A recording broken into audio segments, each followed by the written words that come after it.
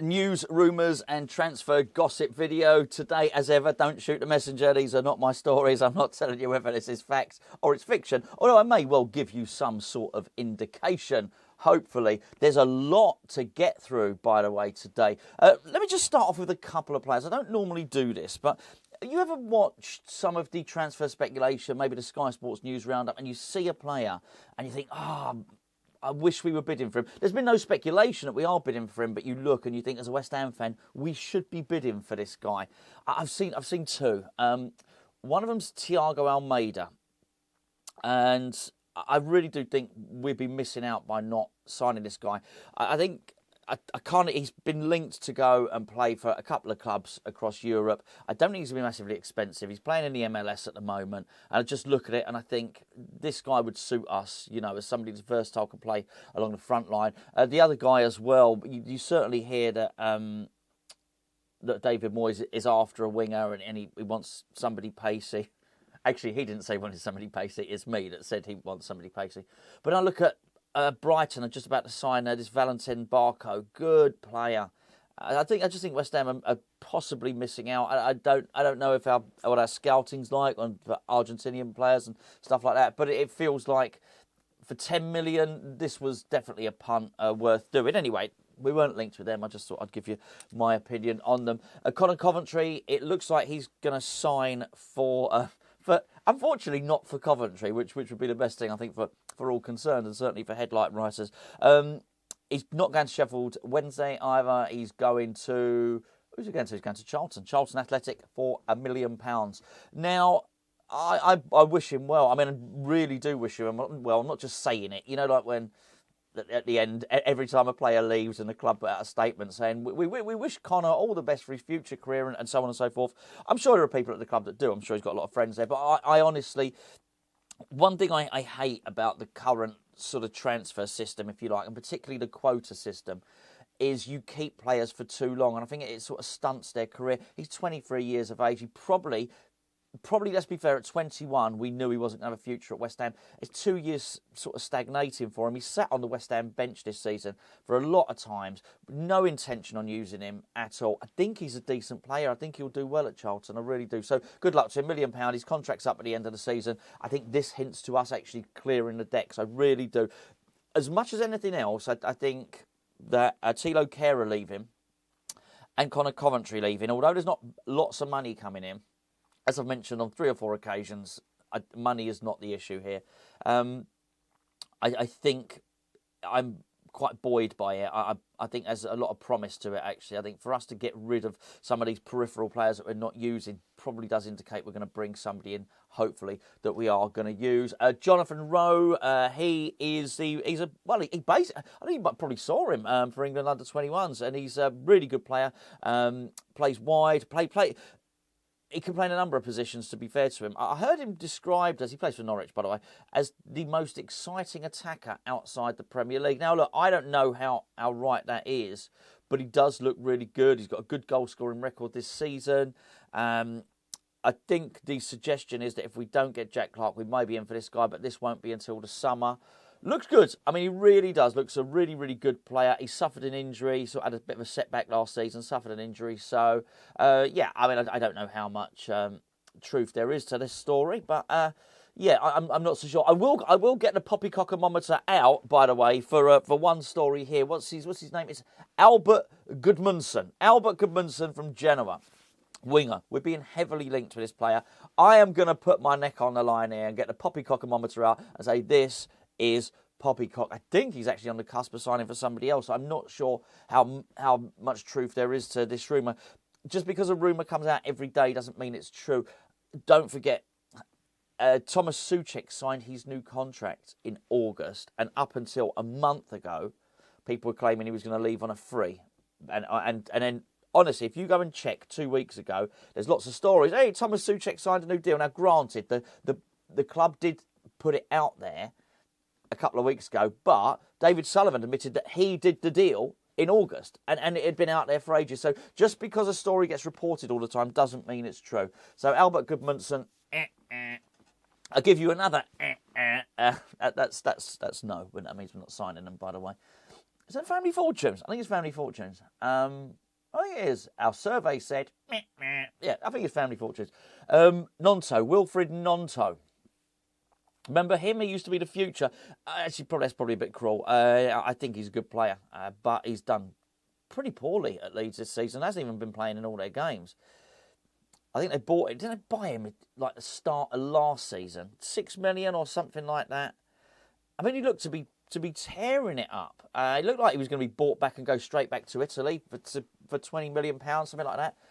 Everton, I think, wanted him even halfway through last season. They didn't buy him. They've been in even more trouble than they were in already. And at one point, Leeds were saying, he would cost 40 million. Well, they wouldn't get that now. I don't think, but I just cannot see that West Ham would be interested in this player. But I do think he's a good player. Played well against us, do you remember, last season? Thought he was really good. Jesse Lingard, really pleased to see that that the rumours on Jesse Lingard have been rubbished. It was, I don't know what happened. Maybe, just maybe, he's friends with Pablo Fornals, and and he rang up Fornals and said, come out and see me in Dubai, and they just did a little bit of training together to keep themselves fit. Possibly no story beyond that. They're just mates, and that's good. So yeah, I'm pleased.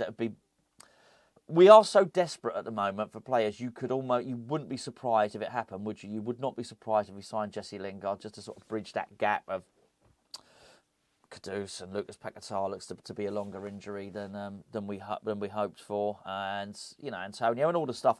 You would understand why we might go and sign Jesse Lingard. It wouldn't surprise you, but I don't think it's the answer. I would hope there's more creativity in West Ham recruitment than just going back to sort of old solutions to reoccurring problems. Certainly, so I'm pleased to see that has been rubbish. That rumour. I'm sorry, I'm just looking. I've got a whiteboard now. I'll make my bullet points on a white. Do you want to see me whiteboard? Of course you do.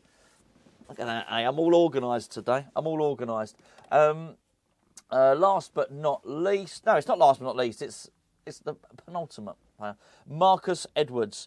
A good player. I mean, really, really good player. Came through Tottenham's academy.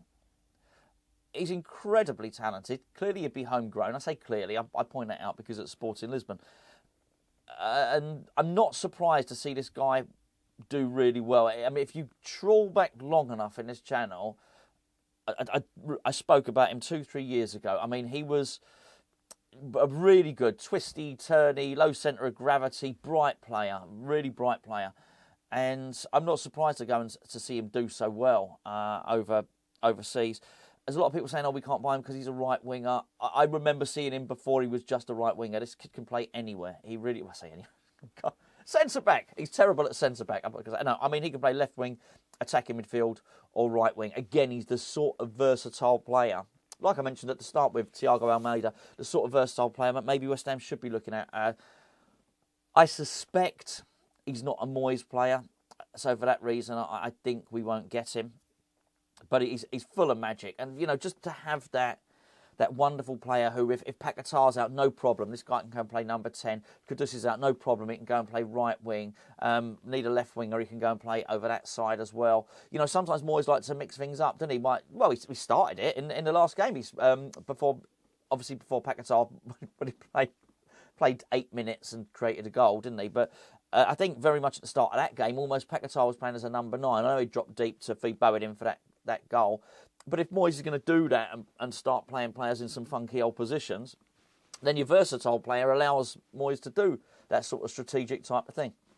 So it's a bit of a shame. Okay, the last one is Santiago Gimemez, or Gimemez, whatever you want to say.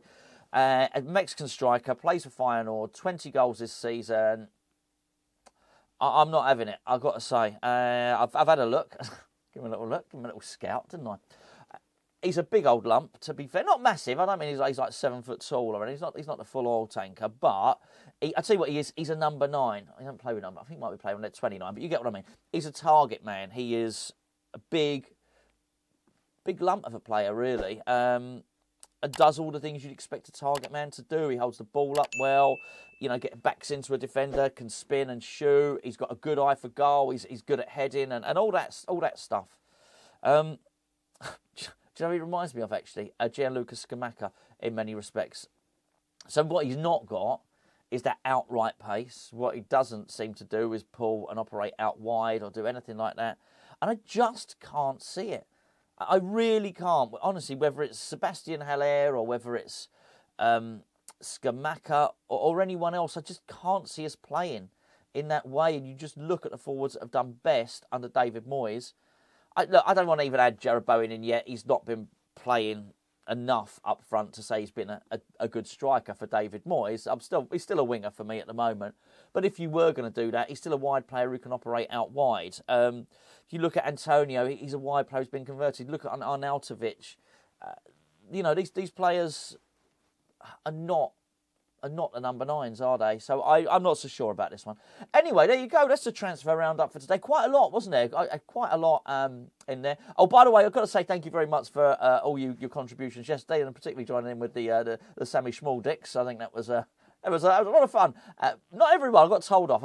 We lost a subscriber yesterday. To be fair, he was not unhappy. He was not happy with the Sammy Schmaldicks innuendo, but I feel it was important to lose that subscriber just to sort of filter out, a little sense of humour filter there. If you're not got this sort of childish, puerile sense of humour, then you're probably going to get sick of this channel very, very quickly. But thank you to everybody for joining in. Thank you as ever for watching the video, for all your comments and all that lovely stuff. I will be back tomorrow, maybe even later. In fact, probably later on today, because there is nothing grand. I was going to say there's something else happening. I don't want you to think we're about to sign Kylian Mbappe or anything like that.